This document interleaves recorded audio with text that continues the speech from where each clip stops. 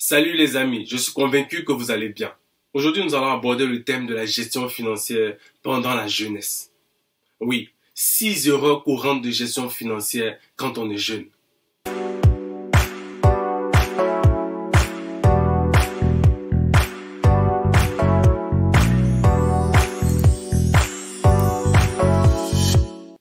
Je suis Ange Brice-Niaba, bienvenue sur ma chaîne Éduquer ses finances. Si vous souhaitez apprendre à gérer, épargner et investir votre argent, vous êtes au bon endroit. 6 erreurs courantes de gestion financière. Lorsqu'on est jeune, on se croit tout permis. Lorsqu'on est jeune, on pense qu'on ne vieillira pas. On pense qu'on n'ira pas à la retraite. On pense que la jeunesse va durer éternellement. On fait ce qu'on veut. Comme en Côte d'Ivoire, on dit, on boit, on mange, on fait l'amour, le reste, on s'en gagne. On s'en gagne, c'est une expression en argot ivoirien qui veut dire on s'en fout, on ne calcule pas les choses, on ne calcule pas ce qui reste, on se fait plaisir et on avance. C'est donc le genre d'attitude, le genre de pensée qui peut compromettre votre stabilité financière, qui peut compromettre votre avenir. Je vais donc aborder 6 erreurs qui peuvent compromettre votre stabilité financière, qui peuvent compromettre votre avenir financier. La première erreur, négliger l'éducation financière. Oui, dans beaucoup de familles, il n'y a pas d'éducation financière.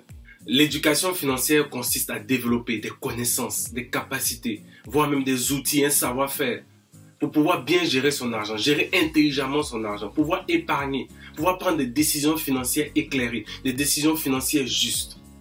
Malheureusement, dans de nombreuses familles, particulièrement dans les familles africaines, le sujet de l'argent est tabou. On grandit, on naît, on grandit sans avoir cette éducation financière, sans avoir des conseils, des orientations pouvant nous permettre de pouvoir bien gérer notre argent, pouvant nous permettre de pouvoir justement dans cette phase de jeunesse, de pouvoir agir avec notre argent de façon intelligente. Notre premier rapport avec l'argent se fait avec les parents. Ici, il ne s'agit pas d'incriminer tous les parents, il ne s'agit pas de jeter la pierre à tous les parents, non. Il y a des parents qui ont cette lucidité, qui ont cette intelligence de pouvoir communiquer à leurs enfants la capacité de pouvoir bien gérer leur argent, la capacité de pouvoir épargner, la capacité de pouvoir investir. Si vous êtes jeune que vous retrouvez dans ce cas de figure, il y a plusieurs façons de pouvoir s'éduquer financièrement. Vous pouvez lire des livres qui parlent de finances personnelles, des livres qui parlent d'argent, des livres qui parlent de gestion financière, des livres qui parlent d'investissement. Vous pouvez vous former. Il y a plein de formations. Il y a des formations payantes, il y a des formations gratuites. Vous pouvez aller par exemple sur YouTube. Sur YouTube, il y a plein de vidéos, plein de formations sur la gestion financière. Plein de vidéos, plein de formations sur différents concepts. Vous pouvez assister à des événements, des salons, des séminaires. Vous pouvez également côtoyer des personnes qui ont réussi dans le domaine dans lequel vous voulez évoluer. Ou des personnes qui ont réussi financièrement, comme on dit souvent. Apprenez les principes de base de la gestion financière. Deuxième erreur, l'absence de budget.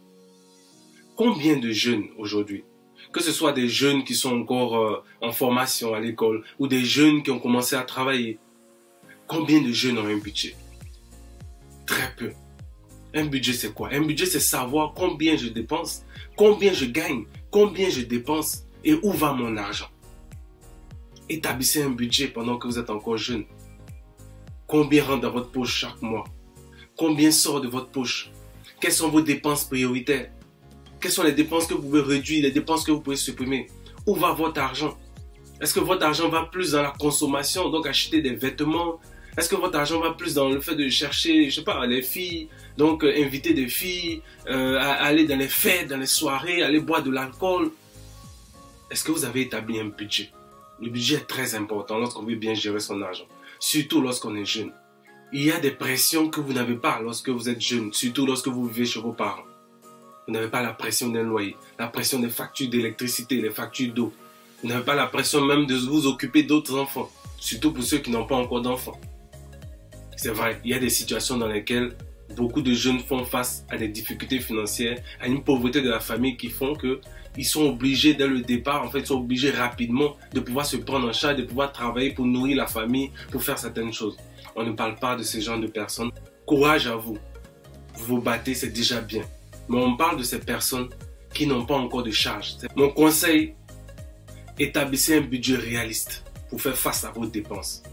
Troisième erreur, ignorer l'épargne de précaution. Donc quand on parle d'épargne de précaution, on parle de fonds d'urgence, on parle de fonds de sécurité. Donc c'est une épargne qui sert à faire face aux aléas de la vie, aux imprévus. Lorsqu'on est jeune, il y a plein d'événements extérieurs, d'éléments extérieurs qu'on ne maîtrise pas. On peut perdre ses parents. On peut perdre, si ce ne sont pas ses parents, on peut perdre la personne qui est notre tuteur ou la personne qui est notre tutrice. Si on est jeune travailleur, on peut perdre son emploi. On peut tomber malade. La vie n'est pas un long fleuve tranquille, une ligne droite. Il y a toujours des imprévus.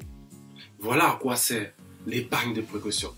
Donc quand on est jeune, il ne faut pas oublier cet aspect. Il ne faut pas ignorer l'épargne de précaution. Il faut apprendre à épargner régulièrement. Même si c'est petit, commencer petit et ensuite augmenter au fur et à mesure. Même si c'est 1000 francs chaque mois, même si c'est 2000 chaque mois, même si c'est 1 euro, 2 euros, 5 euros. Le plus important, c'est de cultiver l'habitude de l'épargne. Quatrième erreur, la prise excessive de crédit. Là, je m'adresse aux travailleurs, aux jeunes travailleurs. Lorsqu'on commence à travailler, lorsqu'on est jeune, automatiquement, on veut rattraper on veut faire un rattrapage. On veut essuyer certaines frustrations. Donc, on va se lancer dans certaines choses. Donc, on va aller à la banque. On va prendre des prêts surtout de consommation pour acheter une voiture. Pas qu'acheter une voiture, c'est mauvais. Non. Mais on va acheter une voiture, peut-être qu'on n'en a même pas besoin. On va vouloir maintenant prendre son studio ou prendre une maison. Donc, acheter des choses, acheter les dernières tendances d'appareils électroménagers, des appareils, même au niveau des smartphones, des ordinateurs. Le fait d'aimer ce genre de choses, ce n'est pas ça qui est mauvais. Ce qui est mauvais, ce sont les crédits qu'on va prendre sans vraiment calculer l'impact, l'importance de ces crédits-là sur notre vie financière, sur notre vie future. Et on a de nombreux jeunes qui se retrouvent avec des crédits excessifs dès qu'ils commencent à travailler et qui commencent à rembourser et qui ne s'en sortent plus. Ils tombent dans un engrenage qui fait que finalement, ils se retrouvent à la merci de certaines personnes. Donc, si j'ai un conseil à vous donner, utilisez le crédit avec prudence. Tant que ce n'est pas nécessaire, tant que ce n'est pas vraiment utile, vous pouvez vous passer du crédit. Vous savez commencer à travailler, mettez de l'argent de côté, épargnez régulièrement, on l'a dit tout à l'heure dans le point 3. Cinquième erreur, ignorez la retraite. À partir du premier jour où vous commencez votre travail, à partir du premier jour où vous avez signé votre contrat d'embauche, donc que ce soit votre CDI, votre CDD, ou alors à partir du premier jour, vous avez commencé à votre activité entrepreneuriale. Donc à partir du premier jour, vous commencez à faire des recettes, vous commencez à gagner de l'argent.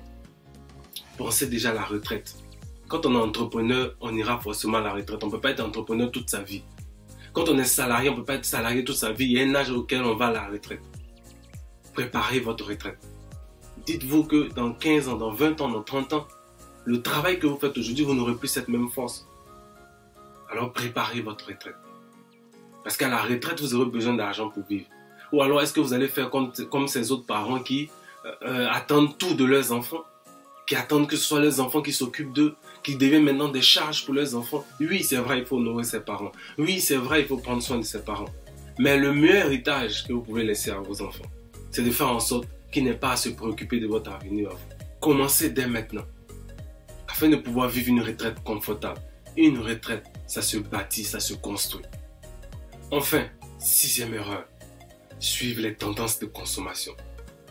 Quand on parle de tendances de consommation, on parle de tout ce qui est lié au luxe, au style de vie. Voilà. Ça ne veut pas dire qu'il ne faut pas se faire plaisir. Ça ne veut pas dire qu'il ne faut pas profiter de son argent ou profiter de sa jeunesse. Non. Mais il y a des choses qui ne sont pas forcément utiles.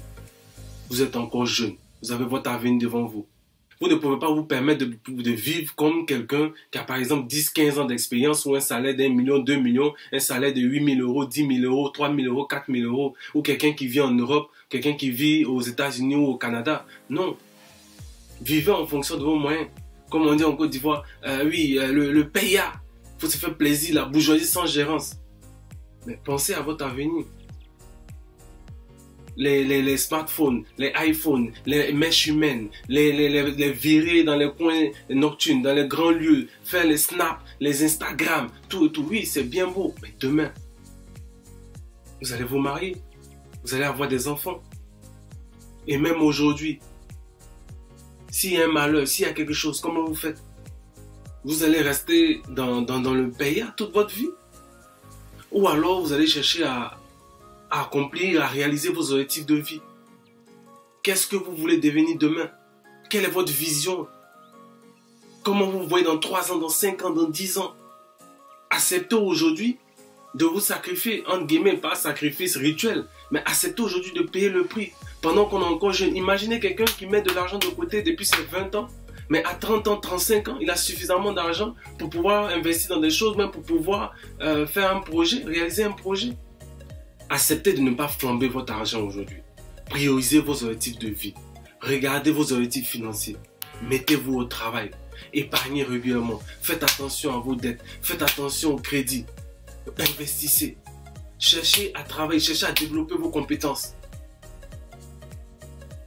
Gérez bien votre argent.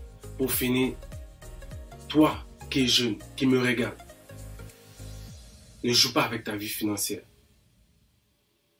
Merci d'avoir regardé cette vidéo. Si vous avez appris quelque chose, n'hésitez pas à la partager et à mettre des commentaires. À très bientôt sur Éduquer ses finances.